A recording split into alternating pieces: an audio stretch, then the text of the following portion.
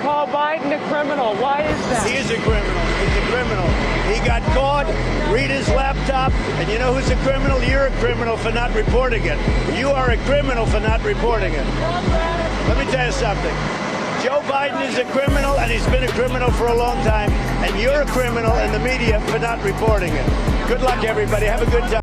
All right, guys, so we got to do a follow-up story to the bombshell revelations that came from Elon Musk dropping the Twitter files, which he will be dropping more of today, allegedly, that revealed that the Biden campaign colluded with Twitter to suppress information that would not be favorable to the Democrats, okay? Mainly the Hunter Biden story, and that Democrats were actively participating in trying to pressure Twitter to censor content that they don't like, aka content that didn't go along with the Democrat political narrative. Now, before I get into the blue check liberal media response, I want to play this clip from Tucker Carlson tonight with Glenn Greenwald explaining exactly why this is an issue that Americans should be concerned about. Take a look.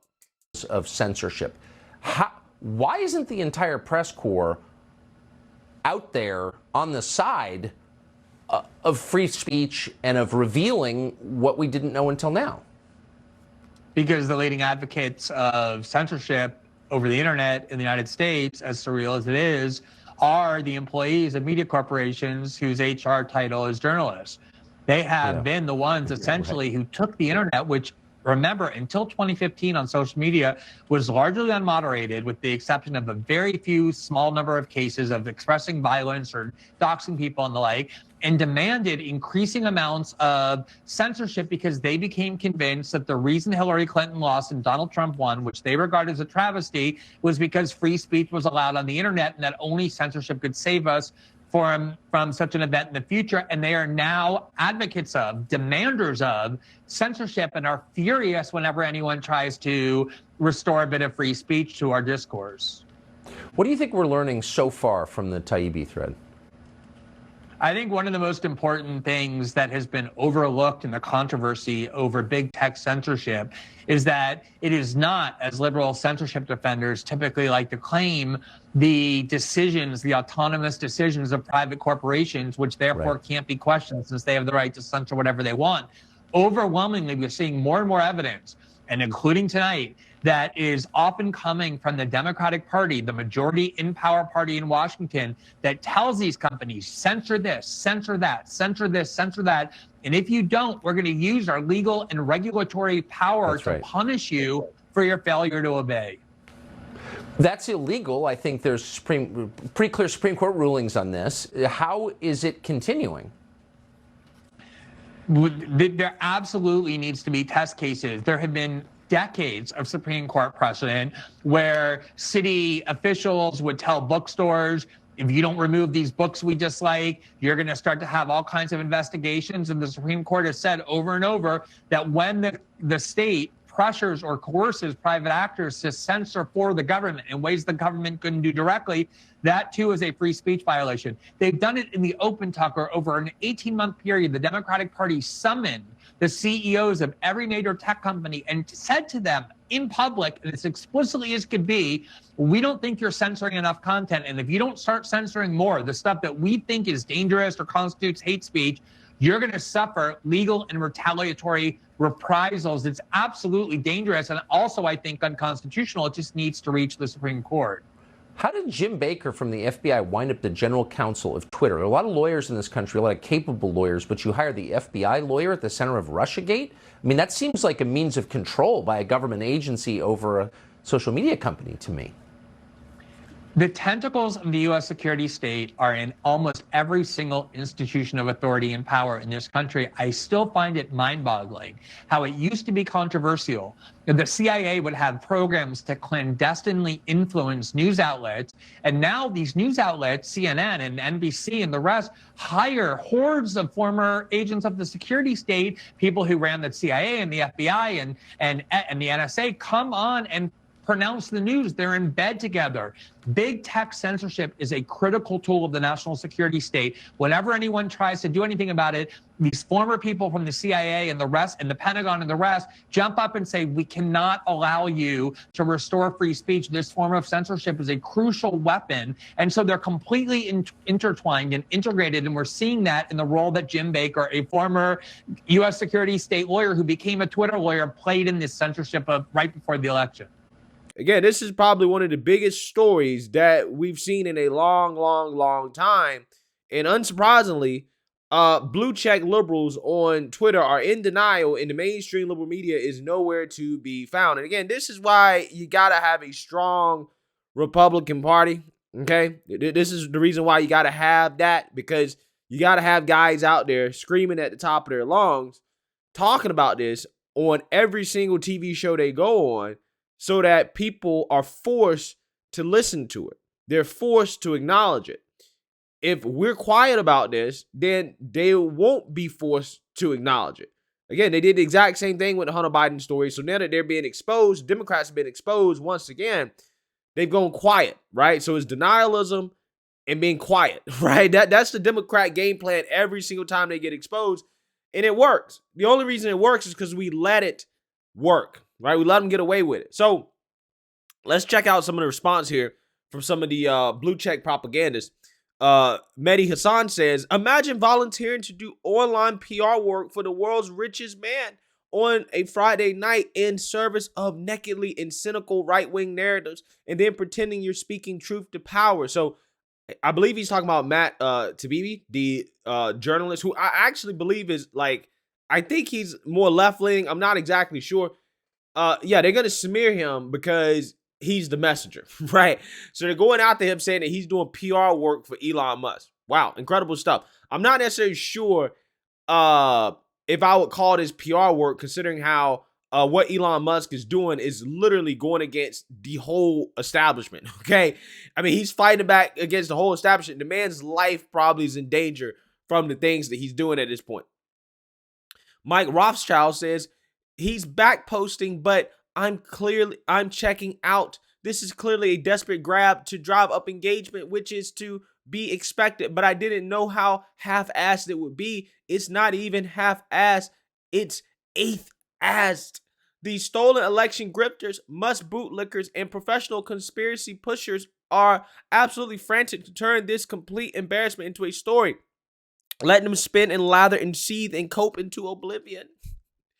You know, the stolen election grifters, Musk bootlickers, and professional conspiracy pushers is exactly how it described the Democrat Party back in 2016, right? I'm just saying. John Favreau says, Elon Musk is spending the evening trying to embarrass someone who struggled with addiction so that he can juice engagement on the platform he bought that's hemorrhaging money. Great guy. So I'm pretty sure he's talking about Hunter Biden, right? He's saying Elon Musk is trying to pick on Hunter Biden. Amazing stuff. Editors are great, not just because they make your work sharper, but because you can ask them things like, hey, should I be doing PR work for the richest man on the planet? And they'll say, nah. So again, this is the cope here, right? It's PR work. Attack the messenger, right? Don't focus on the message, which is that Democrats clearly violated the First Amendment. And they're currently still doing so through the Biden administration. No, let's not focus on that. Let's focus on, attacking the messenger who's simply just doing what you guys used to call journalism. Clay Travis, he made an interesting observation. He says, there's not one single article about Elon Musk or Twitter email released last night on the New York Times app. Apparently, all the mainstream liberal outlets are ignoring this, right? This is the front page of the New York Times. This story's nowhere to be found. Again, this is not even like it's a heavy news weekend, right? There's not a lot of heavy news today. This is exactly what everybody should be talking about, but they ain't talking about it. They'd rather talk about China, right? So yeah, nowhere to be found, okay, on the mainstream liberal news outlets, which is unsurprising. Now, with that being said, I want to play a video from Fox News with James Comer, who is going to be chairman of the House Oversight Committee when Republicans take over. I I want you guys to hear the Republican response to this, because it is the usual response that we get from Republicans when Democrats engage in this type of nonsense, which is a strongly worded response instead of real action. Take a look. Here now with more, the ranking member of the House Oversight Committee, soon to be chairman, James Comer from Kentucky. Thanks so much for joining us, Congressman. I got to tell you that the information that we've seen is stunning. Elon Musk released the information as he promised. It went from Matt Taibbi, the journalist, and it is a stunning array of content about what was going on behind the scenes. One of the things that stuck out to me, Congressman, was James Baker. James Baker, who was the general counsel there dealing with the Sussman information at the FBI, highly controversial, is now over at Twitter. And you see this array and this volley of tweets or emails that are going back and forth. They cannot figure out how to justify this type of suppression.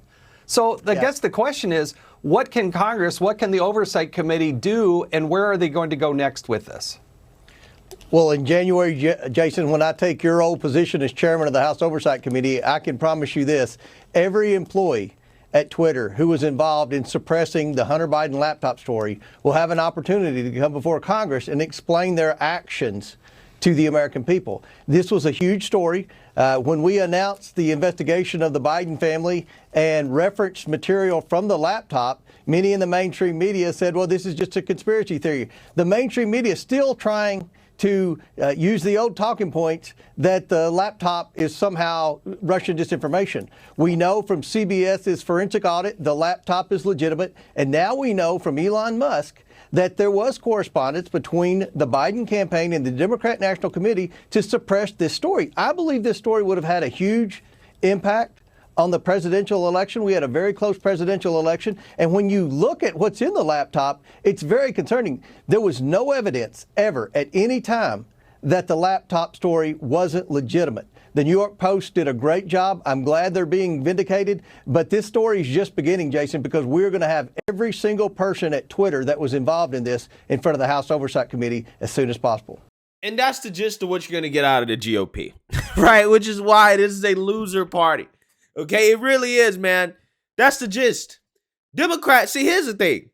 Democrats are actively trying to send Trump to jail, right? They're actively trying. Republicans say, well, we're going to have a strongly worded response. A strongly worded response. We're not going to actively try to send Democrats to jail. We're not going to call for them to go to jail, right? Which you should. You should say, look, any Democrat, government official, current Biden administration official that was involved in this, right? We're going to try to put you in jail, right? You're going to be held accountable to the full extent of the law, right? I mean, look what happened when the Roe v. Wade rioters were literally trying to intimidate Supreme Court justices in front of their homes, right? A clear violation of federal law. What do Republicans do? Biden, you need to do something about this. Biden's not doing anything about that, bruh.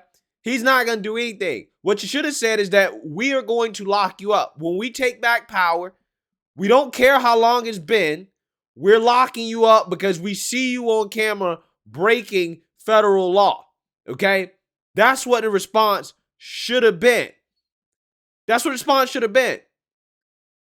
But no, again, what you get from Republicans time and time again is this softball nonsense that gets them nowhere.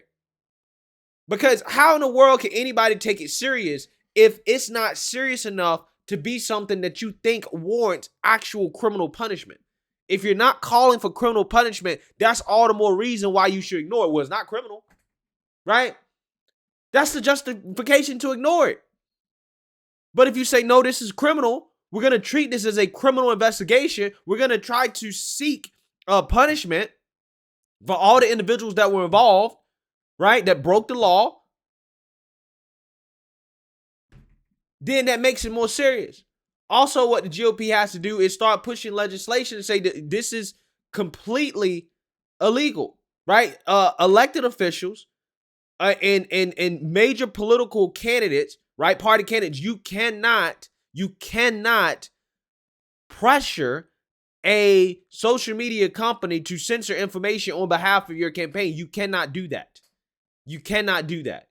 And these social media platforms as well, too, of a certain size, should not be allowed to censor political candidates as well, right? If you've declared, you file your paperwork, it should be illegal to censor them, okay? That should be illegal as well, too. It's really that simple.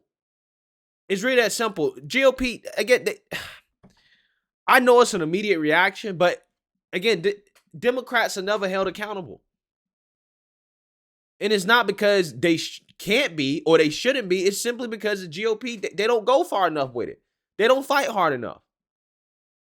I'm sick of these strongly worded responses.